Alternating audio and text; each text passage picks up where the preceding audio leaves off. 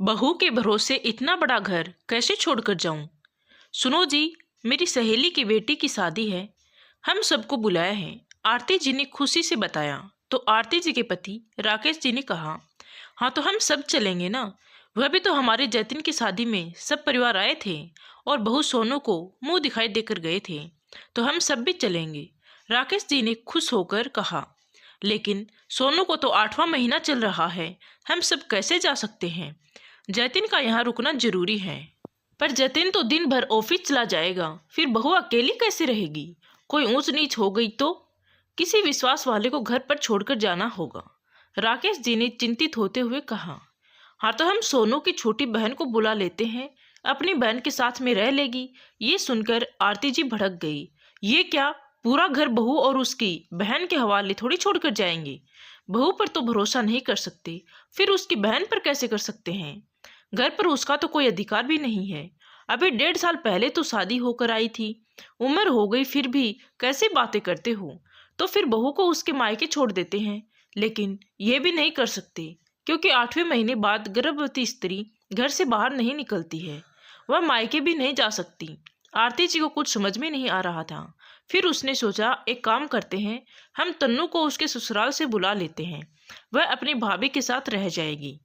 घर की बेटी है, उसका तो घर पर पूरा अधिकार बनता है। और यह कहकर वह तन्नू को फोन लगाने लगी। तन्नू फोन उठाती है और कहती है, हाँ मम्मी, आप कैसे हो, और भैया और पापा भी अच्छे ही होंगे ना। अभी बुआ सास के बेटे की शादी में गई थी तो व्यस्त थी, आपसे बात ही नहीं कर पाई। हाँ तो तू ध्यान से सुन, तेरी रवीना आंटी के बेटे की शादी है, तो मुझे और तेरे पापा को वहां जाना है। तो अब तू 3 दिन के लिए मायके आ जा। अब इतना बड़ा घर तेरी भाभी के भरोसे कैसे छोड़कर जाऊं। तू समझ रही है ना मैं क्या कह रही हूँ। आरती जी धीरे से बोली। तो तन्नू ने जवाब दिया, हाँ मम्मी, मैं समझ गई। आखिर इतना बड़ा घर बहू के अधिकार क्षेत्र में थोड़ी आता है। और वह कुटिल हंसी हंसने लगी। ठीक है मम्मी, मैं बच्चों और मनीष जी के साथ आज रात को ही आ जाती हूँ। ये कहकर तनु ने फोन रख दिया और अब आरती जी निश्चिंत हो चुकी थी। सोनू सोनू, उन्होंने आवाज लगाई। सोनू को 8वां महीना चल रहा था। पैरों में सूजन आई हुई थी, चेहरे पर थकान थी, आंखों में नींद भरी हुई थी। वह धीरे धीरे आई तो आरती जी ने कहा, सुन, आज रात को तन्नू आएगी, बच्चे और जवाई बाबू भी आएंगे। अच्छा सा खाना बना लेना, कोई कमी ना रखना। जवाई बाबू को कोई शिकायत नहीं होनी चाहिए और वह 3-4 दिन यहीं पर रहेंगे, तो उनकी अच्छे से देखभाल करना। सोनू ने हाँ में सिर हिला दिया। आरती जी जाने के लिए अपना बैग तैयार करने लगी और सारी तैयारियां कर ली थी। तभी घर की घंटी बजती है। उनकी बेटी तन्नू अपने परिवार सहित आ जाती है। बेटी को देखकर आरती जी का चेहरा खिल जाता है। सोनू सबके लिए खाना परोस देती है। सब खाना खाकर सो जाते हैं। फिर सोनू रसोई के बर्तन साफ कर कर रख देती है। रात के 11 बज जाते हैं। वह सोने के लिए जा ही रही होती है, तभी आरती जी आती है और कहती है, सुबह जल्दी उठकर हमारे सफ़र के लिए पूड़ियाँ और सब्जी बना देना। और सुनो, 6 लोगों के लिए बना देना, हमारे साथ 4 लोग और जाएंगे। सोनू सुबह से थकी हुई थी और वैसे भी 8वें महीने में शरीर भारी हो जाता है, तो खुद के वजन से भी परेशान हो गई थी और घर के कामों का भी सारा वजन उसी पर डाल दिया था। अगली सुबह उठकर उसने सारा खाना बनाकर पैक कर दिया था। आरती जी पति के साथ शादी के लिए चली गई। सोनू थक कर बैठी ही थी कि तभी तन्नू ने आवाज लगाई कि भाभी, गर्मा गर्म चाय बना दीजिए और साथ में बिस्किट भी दे दीजिए। फिर खुद ही रसोई में आई और अलमारी खोली और उसमें से बिस्किट निकालकर फिर से अलमारी को लॉक कर दिया।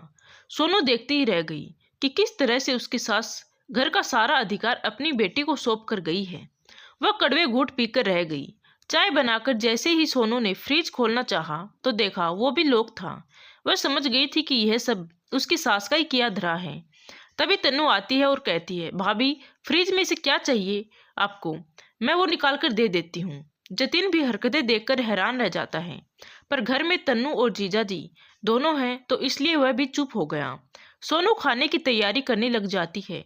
पूरे दिन वह जमाई बाबू और बच्चों की खातिरदारी में ही लगी हुई थी। रात को तन्नू को फ्रिज में से दूध निकालना था।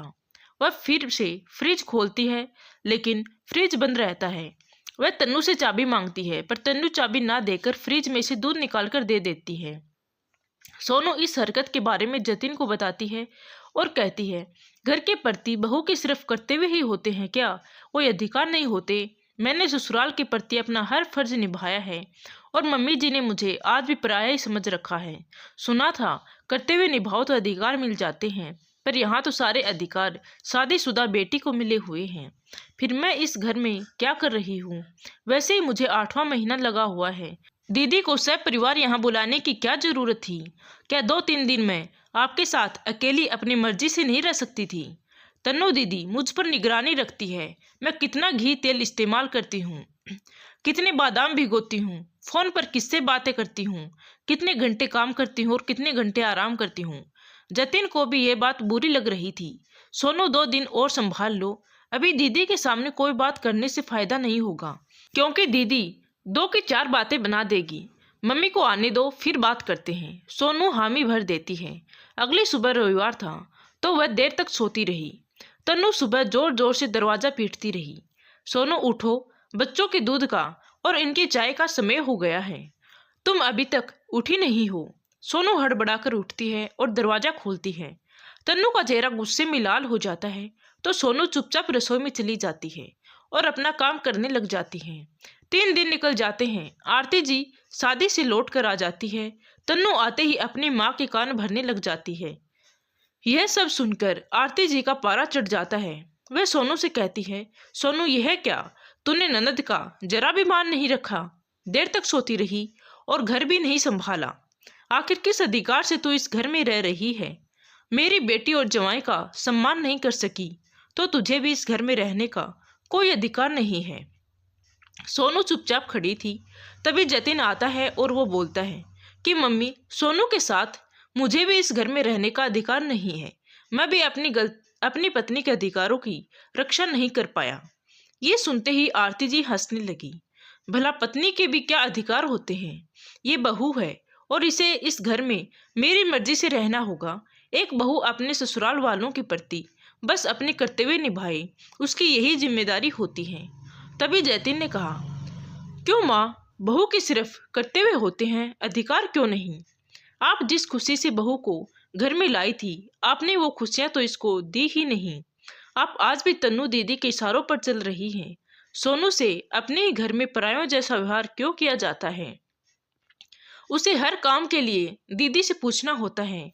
दीदी तो पराई होकर भी इस घर पर अधिकार जता सकती है, तो सोनू तो इस घर के लिए अपना सब कुछ छोड़कर आई है, तो वह क्यों अधिकार नहीं जता सकती? वो यह घर संभाल रही है, अपनी कोख में संतान को पाल रही है।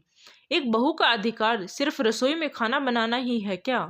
आप घर की हर चीज का अधिकार तन्नू दीदी को देकर गई थी, तो फिर सोनू का इस घर में क्या स्थान है? माँ, बस बहुत हो गया। सोनू मेरी पत्नी है, इस नाते से उसका भी इस घर पर पूरा अधिकार है। उस दिन जब दूध वाला दूध देने आया तो दीदी ने कहा, दूध ज्यादा मत लेना, बहुत महंगा हो गया है। मम्मी, सोनू प्रेग्नेंट है, अगर वो 2 समय दूध पिएगी तो उसकी सेहत अच्छी रहेगी। दीदी, रोकने टोकने वाली कौन होती है? मैं भी तो कमा रहा हूँ ना, मैं आप लोगों पर निर्भर नहीं हूँ। बेटी को सब अधिकार हैं और बहू को नहीं। जतिन बोले जा रहा था और आरती जी भी मुंह सुजाकर सब सुने जा रही थी। मम्मी, जब एक लड़की बहू बनकर आती है तो उस पर कर्तव्यों की गठरी का बोझ डाल दिया जाता है और उसके समस्त अधिकार छीन लिए जाते हैं। हंसने का अधिकार, बोलने का अधिकार, अपनी मर्जी से खाने पीने, रहने, घूमने का अधिकार, सब पर पाबंदी लगा दी जाती है और उम्मीद की जाती है कि वह फिर भी हंसती रहे, सबके हिसाब से काम करती रहे, जरा सी भी आवाज ना करे, अपने नींद का त्याग कर दे, अपने आराम को भूल जाए, अपने शौक को भूल जाए, अपने मायके को भूल जाए, अपने हिसाब से जीना ही भूल जाए। आरती जी और तन्नू दोनों चुप हो जाती हैं। तन्नू की आंखों से आंसू बहने लगते हैं। मेरे भैया और भाभी, मुझे माफ कर दो, पर इसमें मेरी भी गलती नहीं है। कोई लड़की मायके में तभी अधिकार जमाने की कोशिश करती है जब उसे ससुराल में कोई अधिकार नहीं मिलता है और वो मन महसूस कर रह जाती है। ससुराल में वो दबी सहमी रहती है, पर मायके में उसकी आवाज बुलंद हो जाती है। मेरी नंदों ने मेरे साथ यही सब किया था। मेरा भी मन दुखता था, तभी तो मैंने अपने मन की सारी भड़ास सोनू पर निकाल दी। मैंने कभी ये नहीं सोचा कि जो मेरे साथ हुआ वो मैं मेरी भाभी के साथ क्यों कर रही हूँ। जिस तरह से मुझे परेशान करके मेरी नंदों को खुशी मिलती है, उसी तरह सोनू को परेशान करके मुझे खुशी मिलती थी। पर सोनू बड़ी नसीब वाली है जो उसका पति उसके साथ खड़ा है, उसके लिए बोल रहा है। मैंने भी ये सब सहन किया था, पर मेरे पति ने मेरी खुशियाँ और मेरे अधिकार के लिए कभी आवाज़ नहीं उठाई। ये सब सुनकर तन्नू के पति मयंक की आंखें शर्म से झुक गई। वो कुछ बोल नहीं पाया। सबकी बातें सुनकर आरती जी बोलती है, किसी की कोई गलती नहीं है, सारी गलती मेरी ही है। सभी समस्याओं की जड़ तो मैं ही हूँ। पहले मैं भी सोचती थी कि मैं मेरी बहू के साथ कभी भी गलत व्यवहार नहीं करूँगी, पर सास बनते ही पुराने दर्द ताज़ा हो जाते हैं और मैं भी बहू के साथ सास बनकर ही रही, माँ तो कभी बनी ही नहीं। मेरी सास भी मुझे हर अधिकार से वंचित रखती थी। तेरी बुआ ही घर पर राज करती थी, जैसे वो कहती थी तेरी दादी वैसा ही करती थी। बहू ससुराल के हर कर्तव्य में इस तरह बंध जाती है कि अपनी मर्जी से जीना और सांस लेना ही भूल जाती है। एक बात कहूँ बेटा, आज तू अपनी पत्नी की तरफ बोला तो मुझे गुस्सा नहीं आया। आखिर एक पत्नी को, एक बहू को घर में सब अधिकार मिलने चाहिए। हम सास बहू ननद आपस में ही एक दूसरे का अधिकार छीनती रहती हैं, एक दूसरे को नीचा दिखाने की कोशिश में रहती हैं। महिला ही महिला की खुशियों की दुश्मन बन जाती हैं। अगर हर महिला सोच ले कि जो मैंने सहा है वो कोई और नहीं सहेगी, वो सबको खुश रखेगी, तो हर घर में सुख और खुशहाली होगी। आरती जी सोनू को गले लगा लेती है और तन्नू को अपने घर के लिए विदा कर देती है और सोनू अपने पति जतिन को धन्यवाद करती है, जिसकी वजह से उसे ससुराल में सब अधिकार मिल गए। आशा करती हूँ दोस्तों ये कहानी आपको अच्छी लगी होगी। कहानी अच्छी लगी हो तो प्लीज़ वीडियो को लाइक, शेयर व सब्सक्राइब जरूर करें। Thank you.